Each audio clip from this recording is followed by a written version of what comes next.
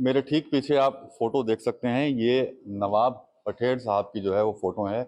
और उनके जो नवासे हैं वो हैं उमर अली खान साहब, जो कि उत्तर प्रदेश के नंबर 1 जो विधानसभा सीट है बेट, उसका प्रतिनिधित्व करते हैं और समाजवादी पार्टी से विधायक हैं।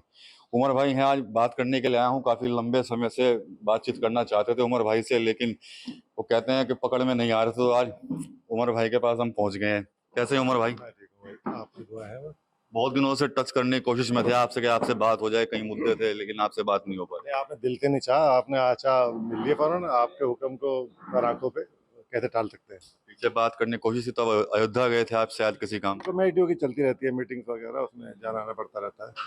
जाते रहते हैं, आते रहते हैं, ये रहता आप पंचायत राज कमेटी में भी सदस्य हैं? है। जी जी, मैं पंचायती राज कमेटी में भी हूँ और मैं टूरिज्म डिपार्टमेंट जो कमेटी है उसमें भी हूँ, पर्यटन विभाग में। तो जब आप पंचायती राज की समस्याओं को रखते होंगे सामने, तो सबसे ज्यादा क्या कुछ समस्याएं देखने को मिलती होंगी जो सामने आती होंगी, जिन पर कोई अधिकारी कार्रवाई ना कर रहा हो, एक्शन ना ले? आपको एक आप बताऊंगा तो आप हंसेंगे। हमारे यहाँ जैसे प्रधान होते हैं, ये प्रधान हमें काम बताते हैं कि साहब हमें, क्योंकि इतना बजट ना प्रधानों के पास है ना हम लोगों के पास है, तो बड़ा ही क्षेत्र है, बजट कम है। तो प्रधान कहते हैं कि साहब हमारे यहाँ सड़क डलनी है, हम पंचायती राज में लिख कर भेज देते हैं। पंचायती राज यहाँ पे डीपीआरओ और क्या नाम है, विकास भवन में भेज देते हैं। विकास भवन वाले प्रधान को देते हैं काम करो। समझ रहे हैं? मतलब उल्टा कान जो है वो उनको उल्टे हाथ से पकड़ना पड़ जाता है, काम वही बताते हैं और उन्हीं को करने के लिए वापस पहुंच जाता है। वजह सिर्फ ये है कि बजट नहीं है, बजट की कमी है। हम लोगों को बजट की कमी की महसूस होती है, वही हम मांग उठाते भी हैं। कोशिश करते हैं कि जितना हो सके उतना हम लोग दबाव बना के या प्यार मोहब्बत से कैसे भी करके काम करवाने की पूरी कोशिश रहती है, करवाए भी जा रहे हैं। लेकिन आप कह रहे हैं कि बजट की कमी रहती है और कई काम और भी होने होते हैं जो जनता की मूलभूत जरूरतों से जुड़े होते हैं, तो उनको फिर कैसे होते हैं वो काम, और कैसे फिर आप अपनी बात भी आगे रखते हैं सरकार के देखिए, कर तो रहे ही हैं। अब जैसे कि कल मैं आपने शायद आपने देखा हो, काफ़ी न्यूज़ चली उसकी कि हमारे यहाँ पे शाकुंबर देवी जी के नाम पर एक शुगर मिल है टोडरपुर के अंदर। बड़ा, बहुत बड़ा मिल है और पूरा का पूरा क्षेत्र उसके ऊपर निर्भर करता है। किसान जो है वो देश की रीढ़ है। और आप ये समझिए कि जब किसानों ने वहाँ पर इतना बड़ा, वहाँ पे गन्ने का हमारा क्षेत्र है, वहाँ गन्ना पैदा हो रहा है, गन्ना वहाँ दिया जा रहा है। आज की तारीख में 32 करोड़ के करीब आज भी जो किसानों का बकाया है गन्ना का, वो आज भी मिल के ऊपर बकाया है। अब वो धरने बैठे हैं, 5 दिन हो गए, कोई सुनवाई नहीं है। अभी तक कोई सरकार की तरफ से वहाँ पर कोई नेता नहीं पहुंचे, कोई ऐसा आदमी नहीं पहुंचा जिसने वहाँ पे जाके उनको कोई दंड बनाने का काम कराओ। तो ये मूलभूत परेशानी है। और अब देखिए वो फिर वही बात है कि अब वो एक महापंचायत करने वाले हैं, फिर वो सड़कों पे उतरेंगे, कल को कुछ बात होगी, फिर मुकदमे किस पे लिखे जाएंगे? बेगुनाह किसानों के ऊपर। भाई अपना पैसा नहीं मांगेंगे वो? जब उन्होंने गन्ना दिया है, उन्होंने अपना माल दे रखा है मील को, तो उससे पैसा नहीं लेंगे? आप बताएं।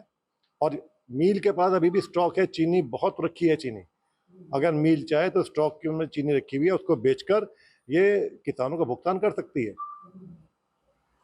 सरकार तो दावे करती है कि भाई गन्ना किसानों का जो बकाया है उसको दे दिया जा रहा है। आप एक बड़े पत्रकार हैं विकास भाई, मैं आपको बहुत दिन से जानता हूँ।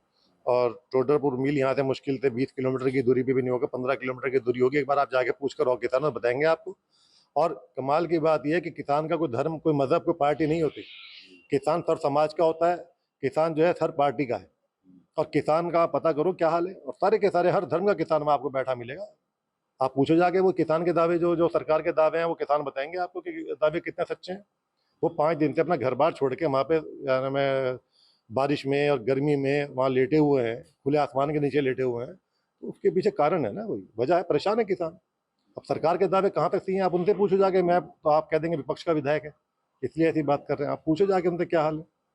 आप ये अपनी रोड ले लो, आप हेठ वाली, ये विधानसभा में 3 बार मामला उठा चुका हूँ। मंत्री जी ने मुझे पिछले 1 साल पहले जब बोल रहा था, तो मुझे मंत्री जी ने कहा था कि विधायक जी हो चुका आपका पास, ये रहा उसका पैसा इशू हो चुका। आज 1 साल हो गया, बताइए कितनी सड़कें बन गई, कितना वहाँ पे कितना काम हो गया। और आप ये देखिए कि हालात क्या हैं। रोजाना एक्सीडेंट है रोड के ऊपर।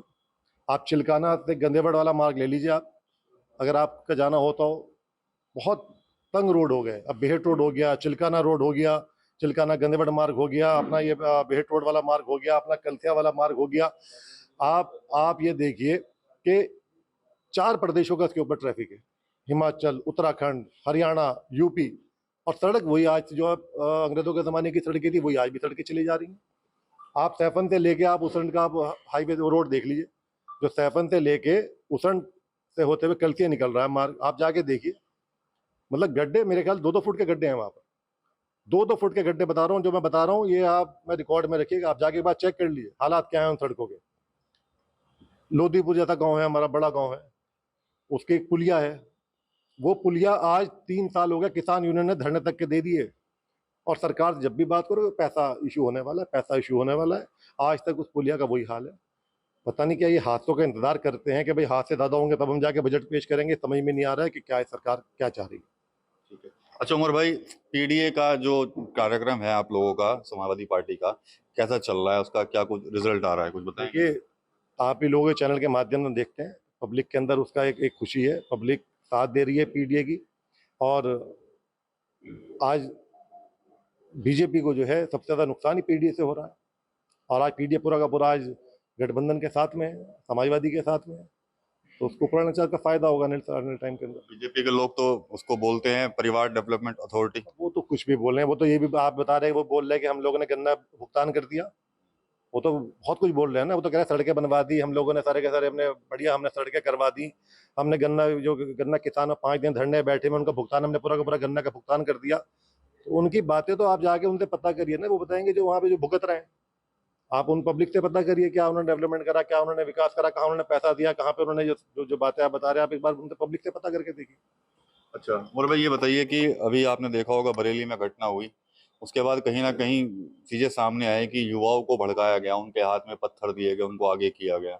आप भी एक युवा विधायक हैं, और क्या कुछ कहना चाहते हैं उस पूरे प्रकरण को लेकर, और युवाओं को क्या कुछ मैसेज भी देना चाहते देखिए भाई, हमें उसका बड़ा अफसोस है, हैं? और मोहम्मद सल्लल्लाहु अलैहि वसल्लम साहब से हर मुसलमान प्यार करता है, और उनके बारे में कोई अगर बात करता है, कोई गलत बात आती है तो वो सबके दिलों पे ठेस पहुंचती है, चाहे उसमें मैं हूँ, चाहे उसमें कोई भी एक आम मुसलमान क्यों ना हो।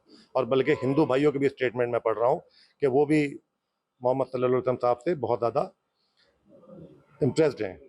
तो अब उनके बारे में कोई आदमी गलत बात है, इस तरह की बात होती है तो वो एक गलत बात है। ऐसी बात, पहली बात तो यह कि जिसने ये काम शुरू करवाया है, जिसकी वजह से पब्लिक के अंदर ये एक्शन का रिएक्शन हुआ है, तो थोड़ा सा उसका उस पर कार्रवाई सरकार को करनी चाहिए।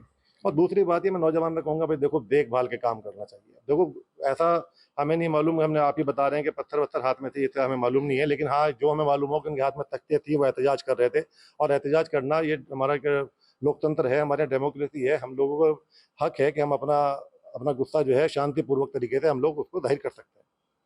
और वही मेरे ख्याल से उन लोगों ने करा, और मेरे ख्याल से अगर किसी ने अपना अगर एहतजाज करा तो गलत नहीं करा।